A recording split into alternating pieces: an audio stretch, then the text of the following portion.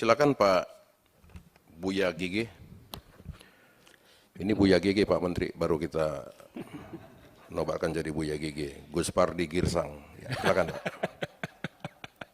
Terima kasih pimpinan. Assalamualaikum warahmatullahi wabarakatuh. Pimpinan dan anggota Komisi 2 yang saya hormati, Pak Menteri, Menpan RB, Pak Kepala BKN, Pak Bima, Ketua KSN, Kepala ANRI, Kepala LAN, dan Ketua Ombudsman yang saya hormati dan saya banggakan, serta seluruh jajaran eselon 1 dan 2 yang hadir pada kesempatan yang berbahagia ini. Saya langsung saja masuk kepada persoalan, terutama kepada Pak Menteri Cahyokumolo, Pak Menpan RB. Pertama adalah saya memberikan apresiasi yang luar biasa terhadap capaian realisasi anggaran yang diraih oleh Kementerian Menpan RB, yaitu bisa merealisasikan 98,58. Yang lain-lainnya di kelembagaan yang hadir ini tidak ada yang melebihi dari itu. Biar saya sebutkan saja, kalau BKN cuman 93,61. Kemudian LAN 97,84, KSN 96,97, kemudian arsip 95,57, dan Ombudsman 96,27. Tentu saya berharap kelembagaan yang lain bisa meniru apa yang dinampakkan oleh Pak Cahyokumolo ini. Dibandingkan yang lain juga kami ini mungkin sudah hari yang ketiga, Pak. Kalau Kementerian Dalam Negeri 99,9 sekian. Seknek 96. Itu yang hal-hal yang realisasi anggaran, Pak. Dan juga saya juga memberikan apresiasi terhadap progres pelaksanaan penyederhanaan struktur organisasi yang selalu kita bicarakan ketika Komisi 2 melakukan RDP dengan Menpan RB. Nampak hasil-hasil kerja yang Bapak lakukan dan ini Bapak sampaikan kepada kami. Progress report dari apa yang menjadi komitmen visi misi Pak Jokowi sebagai Presiden. Di mana Bapak menyampaikan pada 31 Desember 2021, total struktur kelembagaan, kementerian dan lembaga yang telah disederhanakan jumlahnya dahsyat. Ini enggak gampang ini. Yaitu 46.259. Tentu akan menimbulkan dinamika sebagaimana yang dikatakan oleh kawan-kawan kita tadi, bahwa seseorang menjadi ASN ada sesuatu yang ingin diraih, tidak hanya dari segi materi. Tetapi Bapak mampu untuk melakukan itu. Tidak hanya itu, juga melakukan penyetaraan jabatan. Setelah dilakukan restrukturisasi, eselonisasi 5, 4, dan 3, lalu juga melakukan secara serta-merta, melakukan penyetaraan jabatan. Yaitu sudah mencapai 44.870 jabatan. Luar biasa menurut hemat saya. Dari 91 instansi di pemerintah. Namun di sini saya lihat di kabupaten dan kota dan provinsi, ini saya tidak mendapatkan laporan karena Bapak mengatakan penyederhanaan struktur pada tingkat provinsi dan kabupaten kota ditindaklanjuti oleh Kementerian Dalam Negeri. Sebagai penanggung jawab tentu adalah Menpan RB yang melakukan obsesi itu. Tentu saya ingin juga bagaimana progress report dari hasil yang dilakukan itu. Walaupun Menteri Dalam Negeri adalah pembina kepala daerah, kabupaten, kota, dan provinsi, sehingga kita juga bisa menampakkan apa yang Bapak khawatirkan, Bapak risaukan, kalaulah seandainya Pak Jokowi tidak lagi jadi presiden. Kita nggak tahu juga mindset daripada kepala negara ke depan.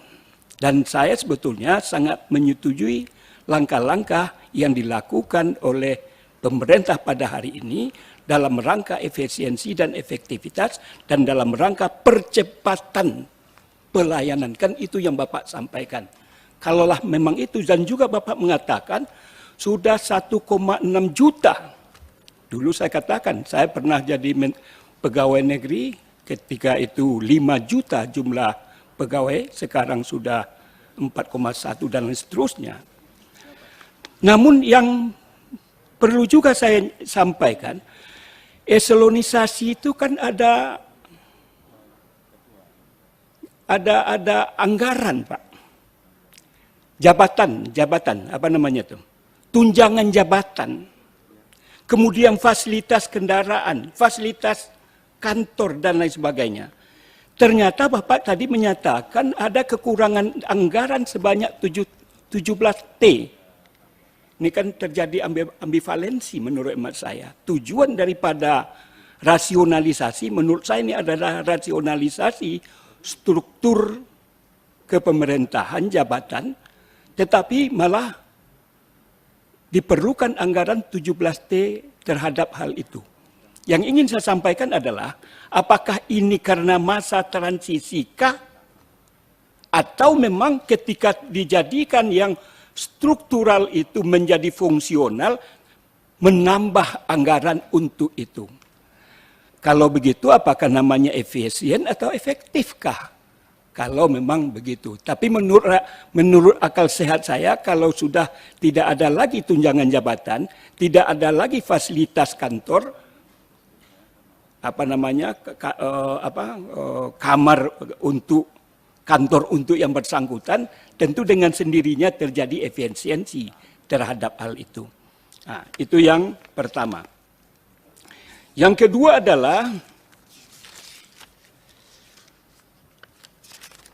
sebagaimana yang Bapak sampaikan tadi terhadap ini.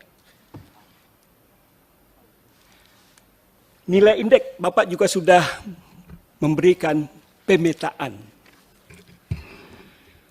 Distribusi nilai indeks SPBE nasional tahun 2021. Saya lihat di sini yang kuning itu persentase predikat di bawah baik, itu lebih dominan, Pak. Yang baik, berprestasi predikat baik, terutama untuk lembaga, provinsi, kabupaten, kota, nyaris hanya beberapa persentase, Pak. Kementerian, syukur alhamdulillah, sudah dilakukan ke arah yang sebagaimana kita harapkan. Namun yang ingin saya tanyakan adalah, kendala apa, Pak, sebetulnya yang terjadi sehingga kondisi SPBE kita, kabupaten, kota, dan provinsi itu persentasenya sangat kurang pas, buruk menurut hemat saya. Ada yang 32%, yang untuk kota 20,93%, kabupaten hanya segitu yang baik, Pak. Selebihnya tidak baik, jadi 70, artinya dominan yang tidak baik itu, Pak. Kalau tidak baik, tentu bagaimana meningkatkan pelayanan, apalagi paripurna. Nah, ini yang jadi persoalan, Pak. Yang kemudian adalah, Pak Menteri, saya kemarin ini pulang ke dapil. Lalu saya minum di warung, tidak restoran, di atas warung. Tempatnya ramai. Saya lihat di situ banyak para ASN. Bukan 2-3 Pak, banyak. Kalau lebih dari 3 kan banyak ya Pak. Ya. Hah? Bukan. Saya baru pulang dari jadi sebelum puasa Pak. Dan juga Bapak pergi ke pasar-pasar Pak. Ke mal-mal Pak di jam kerja. Saya miris Pak. Bagaimana meningkatkan pelayanan prima, dan ini juga saya sampaikan ketika saya ke Kerawang. Meminta juga konfirmasi kepada Ibu Bupati yang sudah 2 periode itu. Dia sangat pintar, sangat cerdas, dan lain sebagainya. Saya ungkapkan juga itu. Bagaimana kita bisa melakukan paripurna terhadap pelayanan itu? Ini berkaitan dengan apa yang disampaikan oleh Pak Bima ini.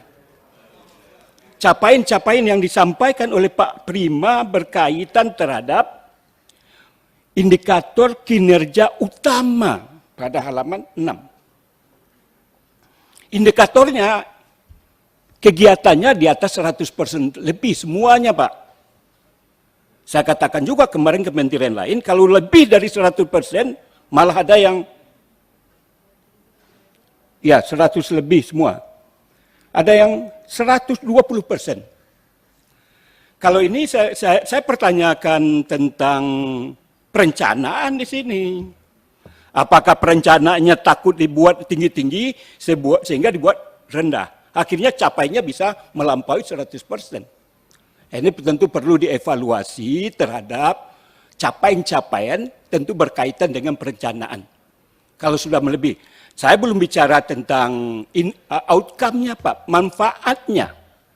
Baru bersifat ini kegiatan, program, tetapi ini jangan-jangan di peta kompli bahwa ini sudah merupakan pelayanan yang sangat prima. Ternyata ketika ini saya baca, kemudian saya hadapkan ketika saya di lapangan, nggak ketemu Pak. Saya pernah juga Pak berurusan, na'udzubillah, yang paling paripurna itu, maaf saya bukan apa-apa, terlepas dari kekurangan kelebihan, KPK luar biasa Pak, pelayanannya. Ketika kami mau jadi anggota DPR RI, kan harus ada surat dari KPK. Ketika saya datang ke situ, paripurna pelayanan. Tetapi ketika berada di luar yang berurusan yang lain, penyelesaiannya hanya untuk 1 hari, 2 hari, seminggu, dan lain sebagainya. Kalau sudah ditawar harinya Pak Cahyokumolo, selesainya untuk berapa hari ini? Begitu Pak. Artinya kita sudah berteriak-teriak, kita sudah mendesain sedemikian rupa bagaimana pelayanan yang diinginkan oleh Pak Presiden tadi, sehingga dilakukan pemangkasan. Salah satu indikator ini betul, tetapi yang lebih penting adalah merubah mindset dari dilayani menjadi melayani. Kemudian disiplin daripada aparatur sipil negara, menurut hemat saya adalah suatu keniscayaan. Barangkali itulah beberapa hal yang ingin saya sampaikan. Mudah-mudahan apa yang kita perbincangkan ini, sebagaimana pernah juga saya sampaikan bahwa Menpan RB beserta seluruh jajaran yang hadir di sini bersama kami Komisi 2, bahwa kita ini adalah jantungnya birokrasi, jantungnya para ASN, jantungnya semua jantung yang berkaitan tentang kepemerintahan, bagaimana pelayanan ke depan ini betul-betul merupakan harapan masyarakat Pak. Harapan masyarakat betul Pak. Kalau malas orang berurusan dengan birokrasi ini Pak, dengan pemerintahan ini Pak. Bukan saya panu nih Pak, kalau sudah bicara tentang birokrasi, bicara ingin mau berhadapan dengan pemerintahan apapun dari tingkat bawah sampai yang saya sampaikan tadi, orang malas, takut, dan lain sebagainya. Bagaimana ini kita rubah sedemikian rupa sehingga orang senang manakala berhadapan dengan birokrasi dan pemerintahan itu. Barangkali demikian, mohon maaf atas segala kekurangan. Assalamualaikum warahmatullahi wabarakatuh. Waalaikumsalam Ini Pak Gaus bicara sangat terharu Pak Menteri, nggak pernah beliau begini. Seperti mau menangis tadi Pak ya.